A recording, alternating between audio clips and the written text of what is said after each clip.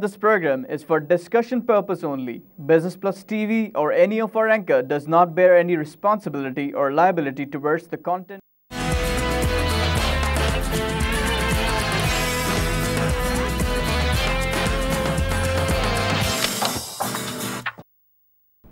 नाजरीन welcome to business today. मैं हूं अली नासिर। जिन मौज़ूआत के ऊपर नाजरीन हम रोज़ाना की बुनियादों पर गुफ्तगू करते हैं वो है हमारी stock market, economy, business, finance, बैनुल अक़वामी सतह पर क्या हो रहा है, मुकामी सतह पर क्या हो रहा है और अखबार डेली टाइम्स की शह सुर्खियाँ और उनके ऊपर मुख्तसर तबसरे।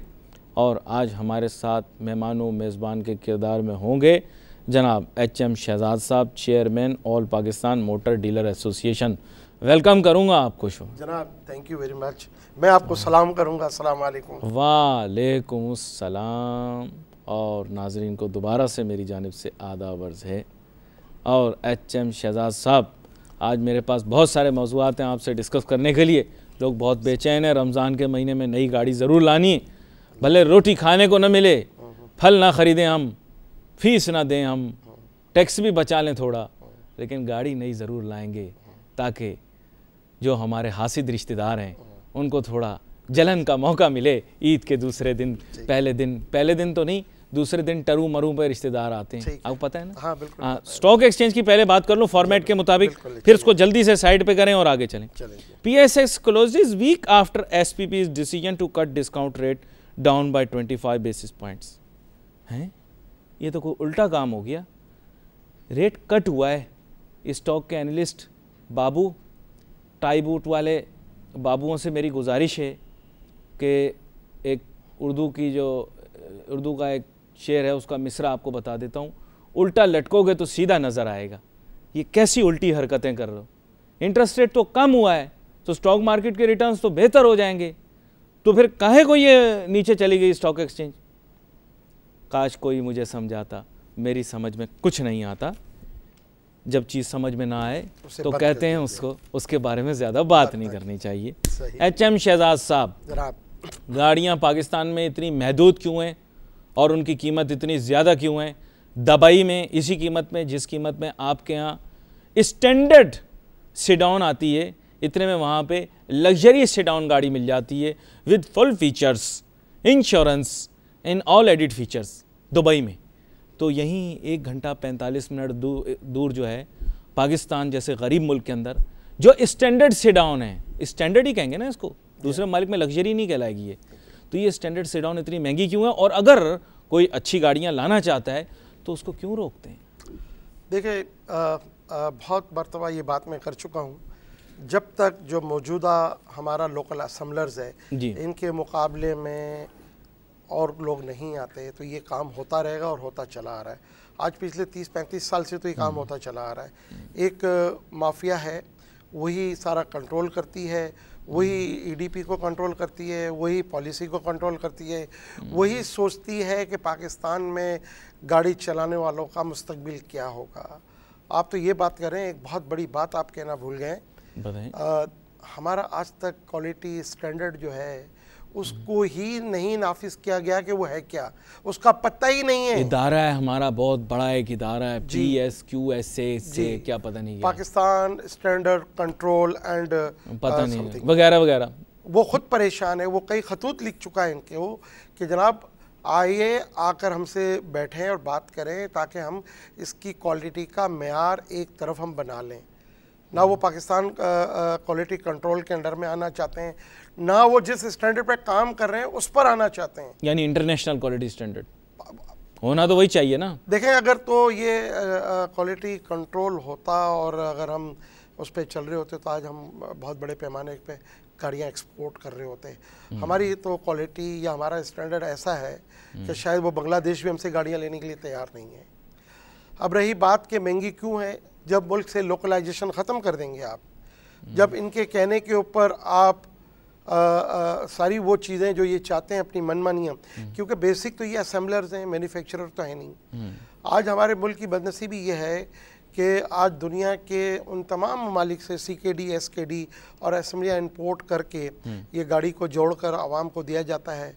अब मोटी मोटी बात जो हमेशा मैं करता आया हूँ, आज सुजुकी मेहरान, सुजुकी पिकअप और सुजुकी हाईरूफ, ये 3 गाड़ियां ऐसी हैं जो जापान के अंदर 1984, 85 और 86 में इनको डिसकंटिन्यू कर दिया गया है, लेकिन आज तक हमारे मुल्क में वही यहाँ भी डिसकंटिन्यू होने वाली है। देखिए यूरो 2, यूरो 6 की लड़ाई चल रही है और अभी तक यूरो 6 तो हम सोच भी नहीं सकते। बहरहाल यूरो 6 क्या है, ये फ्यूल एंड इंजन की कोई वो है ना, स्टैंडर्ड है। अच्छा, बात ये है, देखें आप मुल्क में बड़े बड़े दावे करते हैं, आप बहुत ऐसी अच्छी अच्छी मीठी मीठी चिपड़ी चिपड़ी बातें करते हैं, चिकनी चिपड़ी मीठी मीठी। कहने का मकसद ये है कि इस मुल्क को हम लगता ऐसा है कि शायद ये लोकल असेंबलर चला रहा है। ये बातें ये करता है कि जनाब आप यूं नहीं करेंगे तो हम ये कर देंगे, लाखों लोगों को एम्प्लॉय जी, और ये सब झूठ है, शफात झूठ है।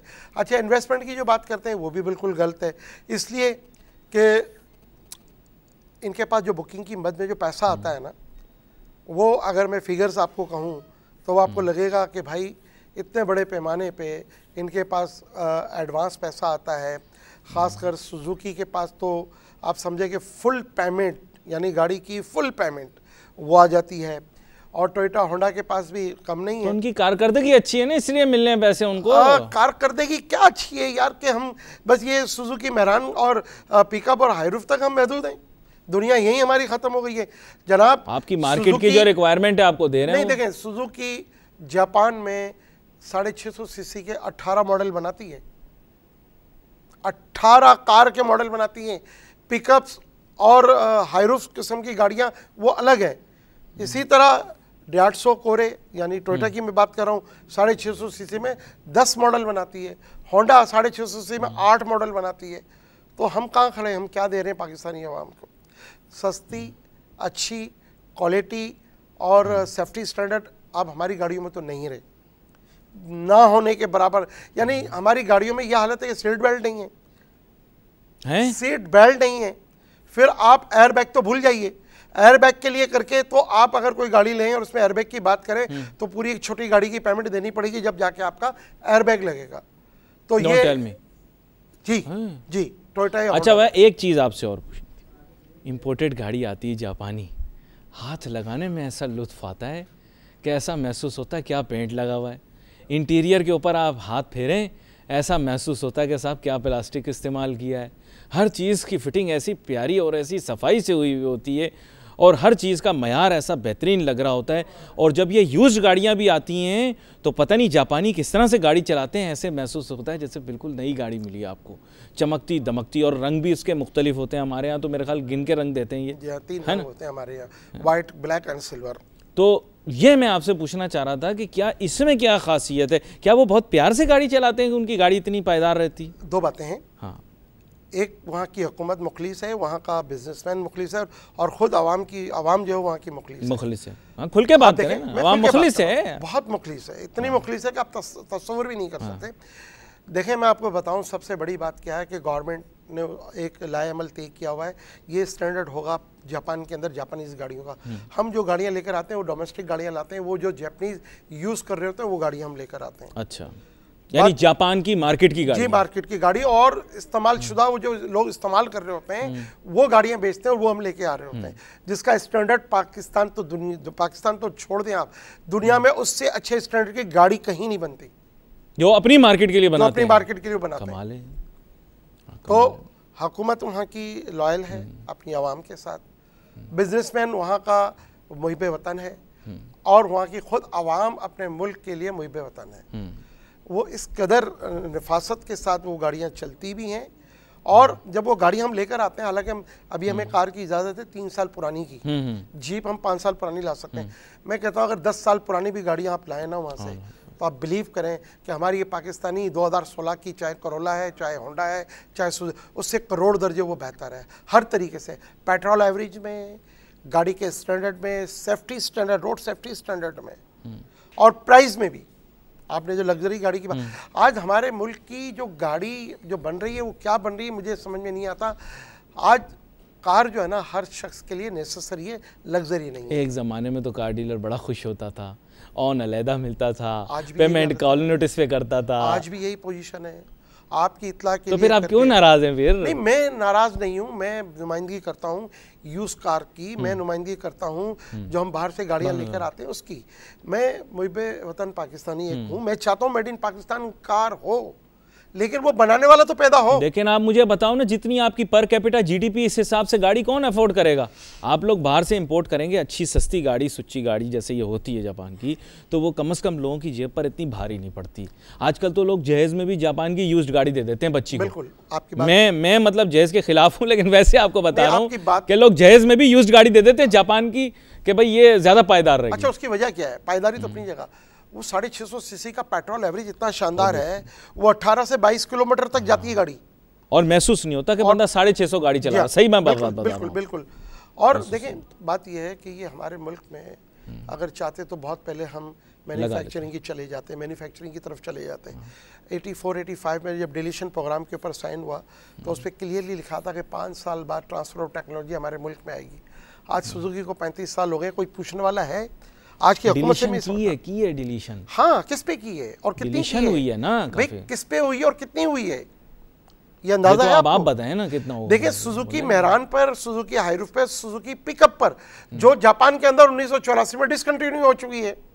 आपको नोटिस भेज देंगे वो? नहीं, मुझे क्या नोटिस भेजे, मैं तो बैठा हूँ, आइए, मैं हर जगह आने के लिए तैयार हूँ, इनसे बात करने के लिए तैयार। जिस मुल्क के अंदर जिसकी गाड़ी का स्टैंडर्ड ही पता ना हो, और हमारे पाकिस्तान का बहुत बड़ा इदारा है पाकिस्तान स्टैंडर्ड कंट्रोल, उसको नहीं पता कि इन गाड़ियों का स्टैंडर्ड क्या है, तो मुझ पर क्या केस करेंगे? पहले तो लोगों का जवाब दे, और मुझे अगर केस करते तो आइए मैं बताता हूँ, उनके सारे चिट्ठे खोल के रख दूंगा। 150 अरब जो है ये हर 6 महीने के बाद जो इनके पास जमा होता है, उससे ये बैंकों को जो है वो पूछते हैं भी कितने % पे पैसा चाहिए। हम तो बिजनेसमैन है ना, हम जाते हैं यार कितने % पे हमें पैसा दोगे, ये बैंक वालों को कहते हैं आइए कितने % पे पैसा चाहिए। तो ये जो इन्वेस्टमेंट की बात करते हैं, ये जो उल्टी सीधी बातें करते हैं, ये इनको ना नहीं करनी चाहिए। असुलन दाल में सारा काला है, दाल थोड़ी सी काली। मुझे ये बताएं, 70 की दहाई में मर्सिडीज आ रही थी पाकिस्तान प्लांट लगाने के लिए, मैं कहा भुट्टो साहब इसमें कीन थे कि वो आ जाएं, लगी नहीं।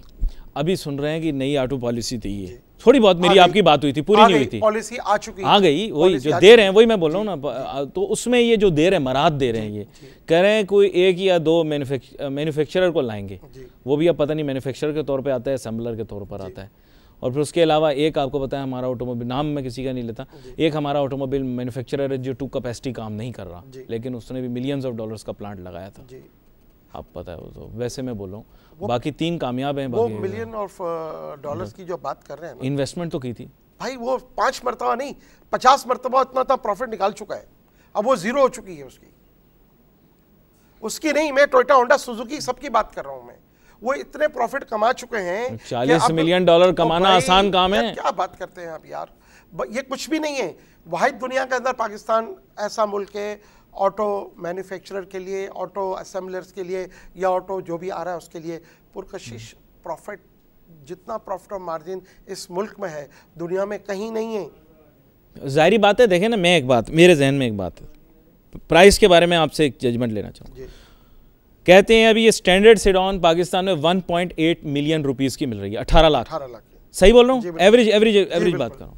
18 लाख को कन्वर्ट करें आप दिरहम में, इस वक्त चलें मेरे साथ, 1 घंटा 45 मिनट का सफर है। इसी 18 लाख के अंदर गाड़ी कौन सी दुबई के अंदर हम खरीद कर, आउट क्लास, फुल लोडेड, जिसका स्टैंडर्ड भी होगा, जिसका सेफ्टी स्टैंडर्ड भी होगा, और दुनिया भर की लग्जरी गाड़ी होगी, और पेमेंट टर्म्स भी फ्लेक्सिबल होंगी बाय दी वे। बिल्कुल है, बिल्कुल। उल्टे आपके नखरे होंगे, उसके नखरे नहीं होंगे। बिल्कुल सही है, फ्रैंक फैक्ट है ना? बिल्कुल फैक्ट है, बिल्कुल फैक्ट है। बल्कि अगर किसी की जान पहचान होती है तो फाइनेंसिंग भी बड़ी इजीली वहां पर हो जाती है। नहीं, इजीली नहीं, वो सबके लिए वेंडर फाइनेंस, मतलब वो सबके लिए, वहां पर कोई भी हो सबके लिए, जो कानूनी रह रहा है उसके लिए भी है, जो मुकामी है उसके लिए भी है। ये प्रॉब्लम्स नहीं है। देखें, कुछ पैराए बनाए जाते हैं, मुल्क की कुछ ज़रूरतें होती हैं, और कुछ मुल्क को चलाने के लिए बहुत सारी चीज़ों पे नज़र रखनी पड़ती है। लेकिन मुझे तो लगता है जैसे शायद हमारे मुल्क की हुकूमतें जितनी भी आई उनको इस तरफ तवज्जो देने की ज़रूरत ही नहीं पड़ी। अब उसके पीछे क्या कारकर्दगी थी, क्या मामला थे, ये अल्लाह आलम कि क्या हो रहा था, क्या नहीं हो रहा था। लेकिन मुझे इतना पता है कि सबसे पहले हमारा मुल्क है, उसके बाद सारी चीज़ें हैं। लेकिन आज तक कभी इस क्वालिटी पे काम नहीं किया, प्राइस के ऊपर काम नहीं किया गया, और हम जो डिलीशन की बात कर रहे हैं, जितनी हुकूमतें गई, मौजूदा हुकूमत समेत, ये मौजूदा हुकूमत तीसरी मरतबा आई है, कभी इन्होंने मैन्युफैक्चरिंग की तरफ तवज्जो ही नहीं दी। अब जाके कुछ बोल्ड स्टेप लिए हैं, अल्लाह करे उस बोल्ड स्टेप के ऊपर अगर कुछ इंटरनेशनल कंपनी मैन्युफैक्चरिंग करें, क्योंकि इनका मुकाबला करना बहुत ज़रूरी है। अभी तो सिर्फ यही तीनों हैं, ये किसी को आने भी नहीं देते और गवर्नमेंटों को बॉडी आराम से खरीद लेते हैं, ये ऐसे बैग चले जाते हैं। अच्छा, यहाँ पर मैं आपको रोकूंगा, इंटरप्ट करूंगा, ब्रेक लूंगा, ब्रेक के बाद वापस आऊंगा, फिर आपके ऊपर जो इल्ज़ामात लगे हुए उसके भी जवाब लूंगा। क्या यन सस्ता हो गया फिर भी गाड़ी महंगी, ऑक्शन में गाड़ियां सस्ती हो गई फिर भी गाड़ी महंगी, इस बारे में भी बात करेंगे। मैं आने के लिए तैयार हूँ। ठीक है, अब आप जवाब देंगे। Let's take a short break.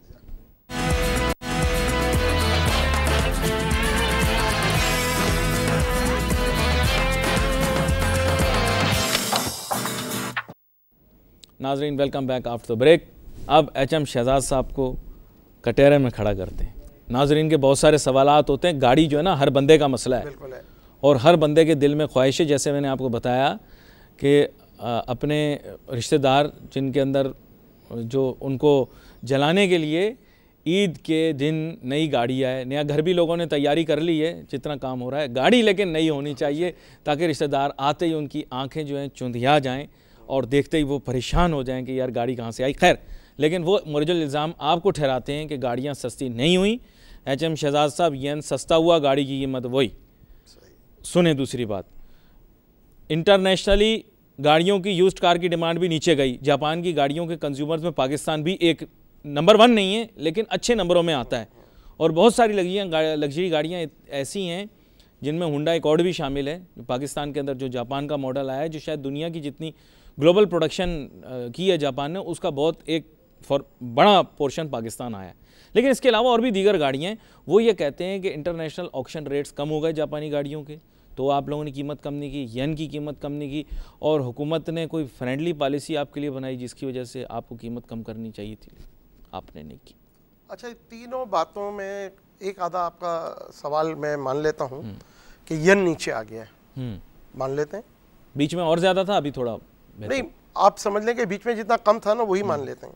अच्छा, बात यह है कि एक हमारी जो कार आती है उसे 3 साल पुरानी कार की इजाज़त है हमें। प्राइस ऑक्शन में कम हुए हैं। इत्तेफाक की बात यह कि 3 साल से नीचे की जितनी गाड़ियां हैं उनके प्राइसेस बहुत ज़्यादा नीचे हुए हैं।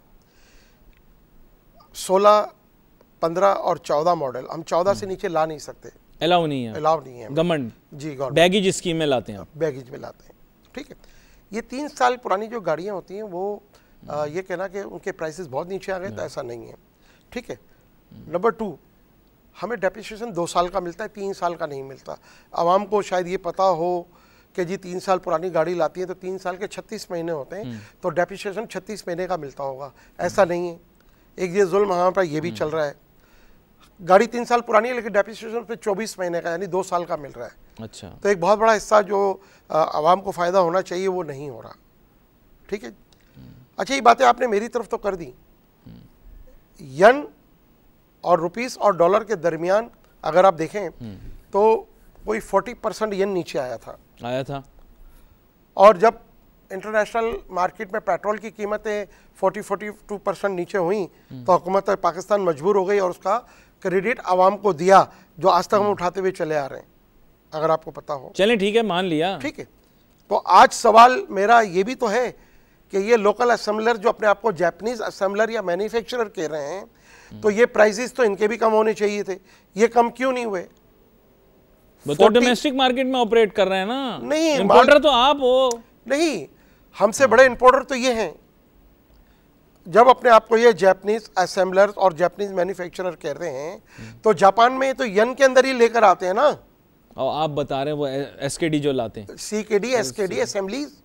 सीकेडी कितना माल लाते हैं? कंप्लीट नॉकडाउन यानी नाजरीन पूरी की पूरी गाड़ी पुर्जों में, और सेमी नॉकडाउन मतलब कुछ पुर्जे जी।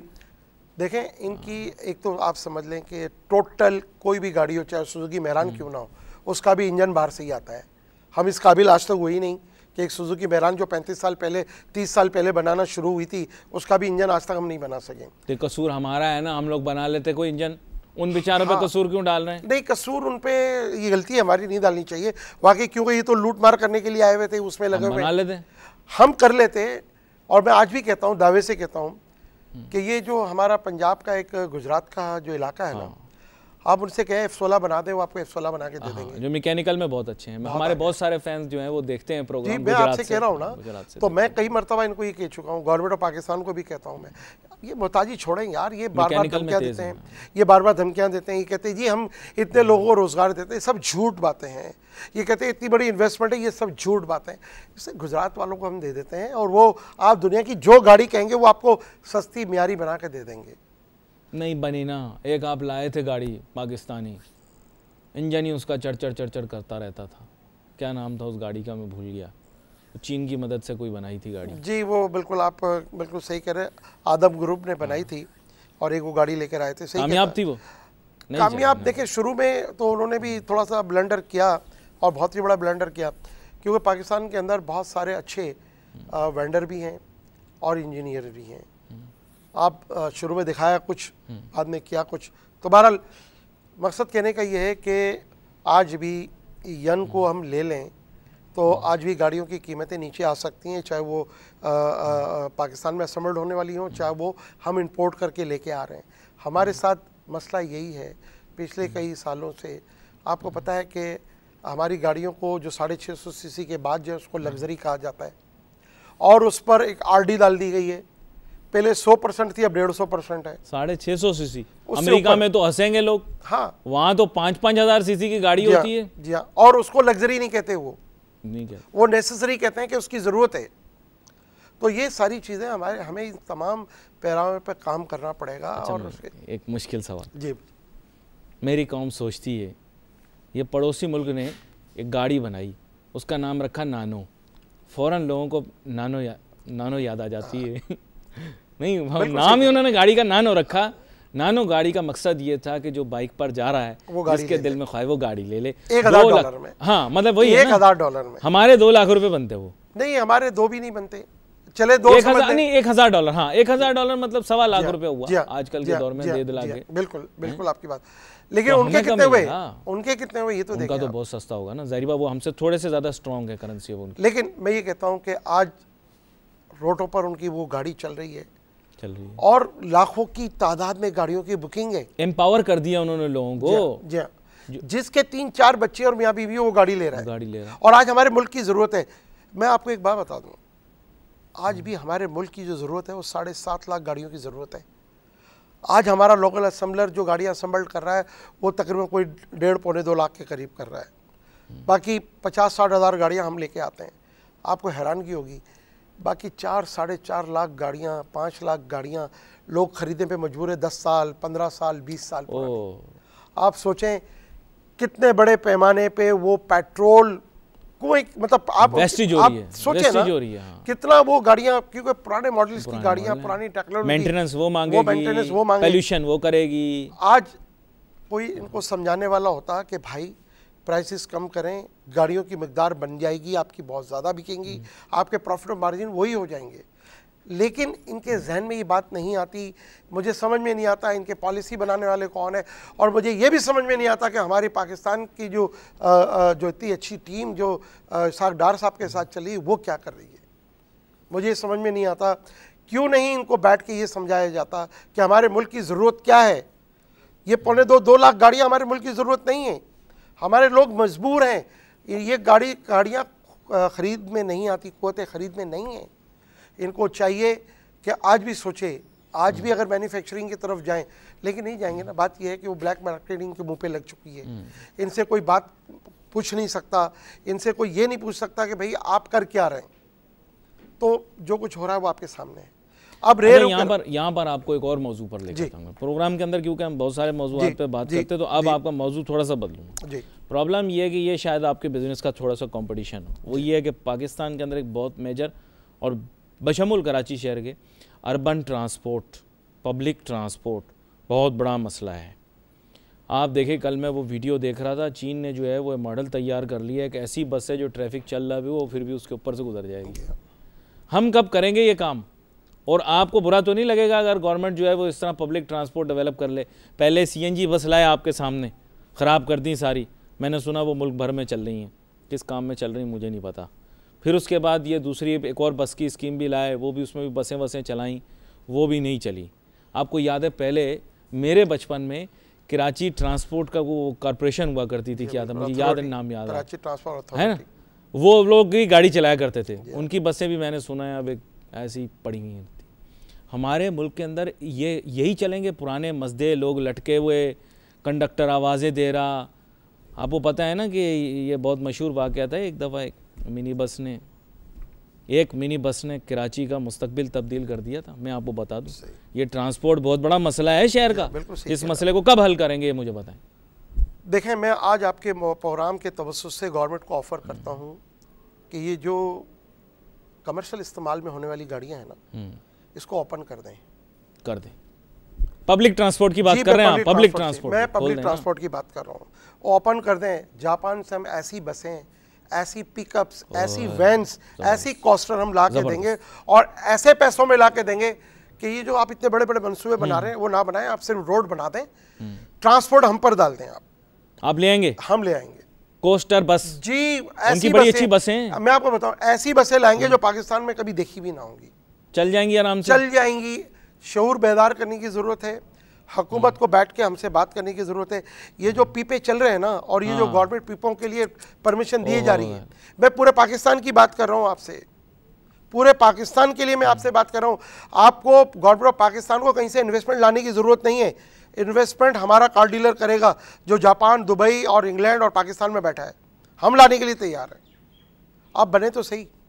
एक पाकिस्तान के अंदर कितना टैक्स है हम पर? तो इतना ज़्यादा टैक्स है कि आप तस्वीर ही नहीं कर। अगर मतलब फॉर एग्जांपल आज एक कमर्शियल बस मंगवानी हो, या वो बड़ी वाली, वो जो क्या कहते हैं उसको, जो पिकअप तो उसे नहीं कहेंगे, पिकअप नहीं कहेंगे, कोस्टर कहेंगे, मिनी वैन कहेंगे, या मिनी वैन्स कहेंगे, कोस्टर्स कहेंगे। तो वो कितना टैक्स लेते हैं ये लोग? पूरा कोस्टर पे भी पूरा लेते हैं जी। इस वक्त कमर्शियल्स के ऊपर जो है वो काफ़ी ड्यूटीज़ हैं, और बसों पर भी काफ़ी ड्यूटीज़ हैं। हुकूमत हमारे साथ तो जीरो कर देना, उसका और कोई इस्तेमाल ही नहीं है सिवाय ये कि वो कहीं पब्लिक ट्रांसपोर्ट्स के लिए तो जीरो कर दे। अच्छा, जीरो नहीं कर सकते, मुल्क चलाना है, हमसे बैठ के बात कर लें, हम टैक्स देने के लिए तैयार हैं, हम टैक्स देने के लिए तैयार हैं। इनसे तो छूटे हम। ये जो पुरानी गाड़ियां चल रही हैं, पता है क्या, एक पाकिस्तान के अंदर एक कंपनी कुछ बसें बनाती है, कुछ आदात, हज़ारों में नहीं, चंद सैकड़ों के अंदर। अब हुकूमत उसकी तरफ देख रही है कि पता नहीं ये कब कौन सा इंकलाब लेकर आएंगे, और पता नहीं वो इंकलाब कब आएगा। नहीं तो कितने यूनिट देते हैं वो लोग? तो ट्रक्स भी बनाते होंगे मेरे ख्याल। कुछ ट्रक्स भी बनती हैं, कुछ बसें भी बनती हैं। बहुत तीर मार लेंगे तो शायद 1000-1200 के करीब बनती होंगी बस। पाकिस्तान जी 20 से 25 करोड़ की आबादी जी, 1200 बसें जी, नहीं ऐसे तो नहीं चल सकता। बस मैं आपसे कह रहा हूँ ना, हुकूमत वक्त को भी चाहिए। खासकर मैं इसाक डार साहब की तरफ मेरा सवाल है, और मेरी नज़रें उनकी तरफ हैं। जो हमारे मुल्क में जो चीज़ बनती नहीं है उसे क्यों रोक रहे हैं यार आप? हमारे मुल्क के जो ज़रूरतें हैं उसको आप ओपन कर दें। आप ड्यूटी लें, मना नहीं कर रहे ना, हमसे बैठ के बात करें और ओपन कर दें। आपको पूरे पाकिस्तान में बसों का हम जाल बिछा देंगे यार, आप आए तो सही। नहीं, हमें तो वो बस चाहिए ना, इंट्रासिटी बस चाहिए ना, जो शहर में चले। जनाब मैं आपको उसकी भी बात कर रहा हूं, चलने वाली बस चाहिए ना आपको सिटी में चलने वाली गाड़ियों की भी बात कर रहा हूँ मैं, आपको हमारे मुल्क के तमाम रूटों पे चलने वाली बसों की भी बात कर रहा हूँ। वहाँ म्यार अलग नहीं है, वहाँ पर एक ही म्यार की गाड़ियाँ हैं, चाहे वो आप सिटी में चलाएं, चाहे सिटी टू सिटी चलाएं। इतनी पायदार और इतनी आरामदेह गाड़ियाँ, शायद वो लग्जरी आपकी कार के अंदर उससे ज़्यादा इन बसों के अंदर लग्जरी। वो तो मैंने देखा है, इतनी कंफर्टेबल पब्लिक ट्रांसपोर्ट सीट्स और इतना पब्लिक ट्रांसपोर्ट में दुनिया में सबसे ज़्यादा अगर सहूलत दी जाती है तो जापान में दी जाती है। तो बसें हमें मिल जाएंगी, बिल्कुल मिल जाएंगी, अच्छे दामों में बिल्कुल अच्छे दामों में मिल जाएंगी। बस ये टैक्स की थोड़ी छूट करनी है। आप बैठ जाएं, उस पर भी हम बात करने के लिए तैयार। हम नहीं कह रहे जीरो पे लाएं, आप बैठे हमारे साथ ना। हमारे पास ऐसे लोग मौजूद हैं, लेकिन लोग जायज़ मुनाफा कमाएंगे, जायज़ मुनाफा कमाएंगे। ये मैं गवर्नमेंट ऑफ पाकिस्तान के साथ एक मुआहदा करने के लिए भी तैयार हूँ।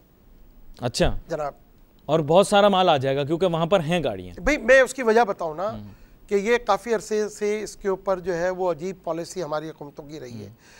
एक चीज़ हमारे मुल्क में बनती नहीं है, उसको भी आपने रोका हुआ है।